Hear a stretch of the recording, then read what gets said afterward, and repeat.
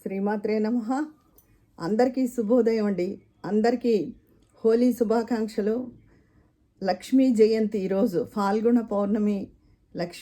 లక్ష్మీదేవి ఆవిర్భావం జరిగింది. అయితే కొంతమందికి సందేహం రావచ్చు, ధనత్రయోదశి నాడు కదండి, దీపావళి అమావాస్యకే కదా ముందు అమ్మవారి ఆవిర్భావం జరిగిందని. అయితే ఒక్కొక్క యుగంలో లక్ష్మీదేవి ఒక్కొక్క విధంగా ఆవిర్భవిస్తుందండి. ఒక్కో రోజు ఇది వైవస్వత మన్వంతర యుగం. మనం ఇప్పుడు పూజ చేసేటప్పుడు సంకల్పం చెప్పుకుంటాం కదా, వైవస్వతర మన్వంతరే కలియుగే ప్రథమపాదే ప్రథమద్వీపే జంబూద్వీపే అని. అలాగా ఈ యుగంలో లక్ష్మీదేవి ఫాల్గుణ పౌర్ణమి నాడు పాలసముద్రం నుంచి ఆవిర్భవించిందండి. ఈరోజు లక్ష్మీదేవికి విశేషంగా పూజ చేసుకుని శ్రీ సూక్త సహితంగా అన్నీ పళ్ళు పాలు అన్నీ నైవేద్యం పెట్టుకుంటే చాలా మంచిదండి. మీకు తోచినంతలో, మీకు శక్తిలో ఏది అయితే నైవేద్యం చేయగలిగితే నైవేద్యం, ఏదైతే అది పూజ చేసుకుంటే చాలా మంచిది. ఈ మనసుకి పూజ మనకి సంతృప్తికరంగా అనిపించాలి. నేను ఈరోజు చక్కగా మా వారు గులాబీ పూలు తీసుకొచ్చారు. పువ్వులు తీసుకురమ్మంటే, అంటే రోజు మామూలుగా మా ఇంట్లో కొంచెం పూస్తాయి మందారాలు, నందివర్ధనాలు. అవి కాకుండా కొంచెం ఎక్కువగా పూలు తెమ్మంటే హైబ్రిడ్ గులాబీలు కాకుండా మామూలు మన దేశవాళీ గులాబీ పూలు తెచ్చారు. అసలు గులాబీలు అవే. వాటిని చూస్తే ఎంతో ఆనందం అనిపించింది. అమ్మవారికి ఇష్టం కూడా కదా. ఆ గులాబీ పూలతో చక్కగా పూజ చేసుకున్నానండి. చాలా సంతోషం అనిపించింది. తర్వాత ఇప్పుడు అంతా యుద్ధ వాతావరణంలో ఉంది కదండి. అమెరికా ఇజ్రాయెల్ కలిసి ఇరాన్ మీద యుద్ధం చేశారు. దాడి అందులో మొదటి రోజే ఇరాన్ అధ్యక్షుడిని కూతురు, అల్లుడు, మనవడు కూడా పాపం చనిపోయారట. చాలా బాధాకరం. అందుకని ఇరాన్ చాలా ప్రతీకారంగా ఉంది. స్కూల్ మీద బాంబు వేశారు వాళ్ళు. అందులోని విద్యార్థులు 52 మంది ఎంతమంది ఆ పసిపిల్లల ప్రాణాలు బలైపోయాయి శనివారం నాడు. చాలా దారుణం అండి నిజంగాను. ఈ యుద్ధాలు రాకుండా ఉండాలని ఎంత ప్రయత్నించినా ఈ మంచి అంతా యుద్ధ వాతావరణమే ఉంటుంది. ఈ ఇరాన్కి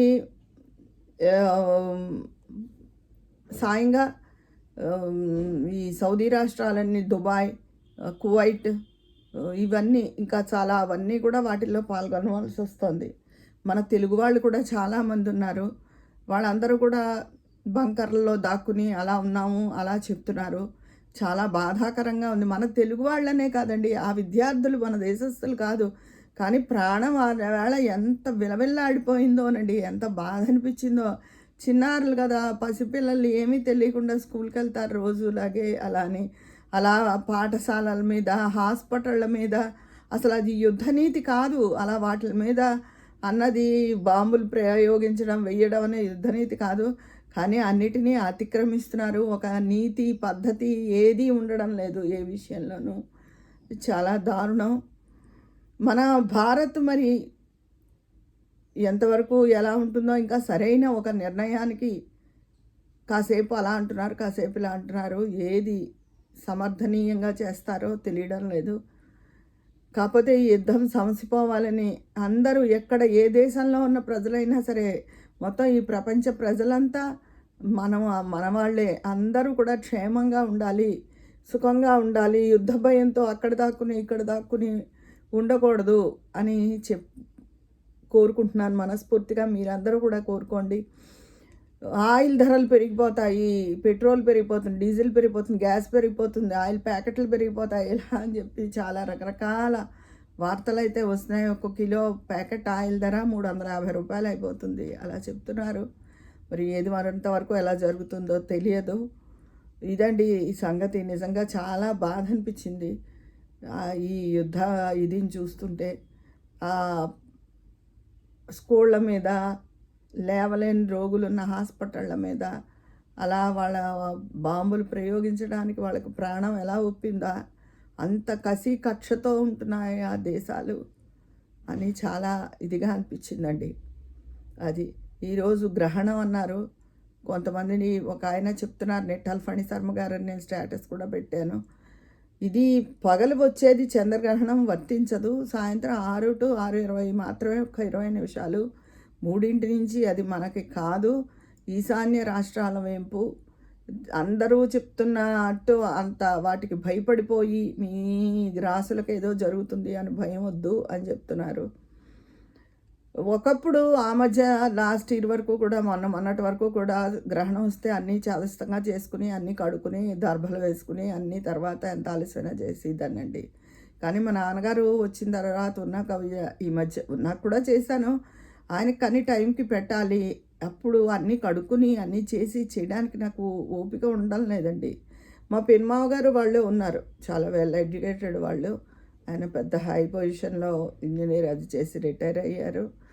పిల్లలు ఫారెన్లో ఉంటారు. వాళ్ళు సత్యసాయి భక్తులు. వాళ్ళైతే ఈ గ్రహణాలు అవి ఏమీ పాటించరు, చక్కగా ఉంటారు. ఆయన ఇవన్నీ సైంటిఫిక్గా తీసుకోవాలని చెప్తారు, ఎప్పుడు చెప్పేవారు. ఇప్పుడు నాకు అదే అనిపిస్తోంది ఓపిక తగ్గిన తర్వాత. మా వాళ్ళు అలా చెప్పారు కదా, మనం అలాగే ఫాలో అయిపోవాలి అని అనిపిస్తోంది. నిన్న మా ఆడపడుచులు వాళ్ళు అందరూ అడిగినా నేనేమీ ఫాలో అవ్వట్లేదు. పైగా ఒక ఆయన ఇది ఏమీ మనకు పాక్షికమే అని చెప్పారు. అందుకని నేను అదే ప్రామాణికంగా తీసుకుంటున్నాను. నేనేమీ తీసుకోవట్లేదు వాటిల్ని. మరి నేనైతే ఇలా చేస్తున్నాను అని చెప్పాను. నా అభిప్రాయం ఇది. అంతే. కాకపోతే ఆ టైంలో భగవద్ధ్యానం, జపం, తపం ఎక్కువ చేసుకుంటే ఏదైనా మనకు ఏదైనా మంత్రోపదేశం ఉన్నా ఆ మంత్రాన్ని పదే పదే జపిస్తూ ఉన్నా, లేదా అలా లేని వాళ్ళు స్తోత్రాలు చదువుకున్నా చాలా మంచిది. ఆ పని చేస్తాను. అంతే తప్ప మిగతా చాదస్తాలు అయితే నేను పెట్టుకోదలుచుకోలేదు. నా ఉద్దేశం ఇది, చేయదలుచుకున్న వాళ్ళు చేయొచ్చు, దానికే ఉంది. అది విషయం అండి. ఈ యుద్ధం గురించి అందరూ సమసిపోవాలి తొందరగా. ఎటువంటి అమాయక ప్రజ నష్టపోకూడదు అని అందరూ కోరుకోండి. మన ఛానల్లో అందరూ కోరుకోవాలని కోరుకుంటున్నాను. మన వాళ్ళకి నేను చెప్తున్నాను. అది నాకైతే ఏవే ప్రాసెస్లో అడ్రస్లు నాకు వచ్చాయి. వాళ్ళకి నేను ఇవాళ మానేసి రేపు వాళ్ళకి పార్సిల్ చేయడం, కొరియర్ చేయడం జరుగుతుంది 1-2 రోజుల్లో. మ్యాక్సిమం 10వ తారీఖు లోపల అందరికీ కొంచెం నా వీలు పంపడానికి చూసుకుని పంపుతాను. 10వ తారీఖు లోపల వాళ్ళిద్దరికీ అందిపోతాయి. అదండి సంగతి.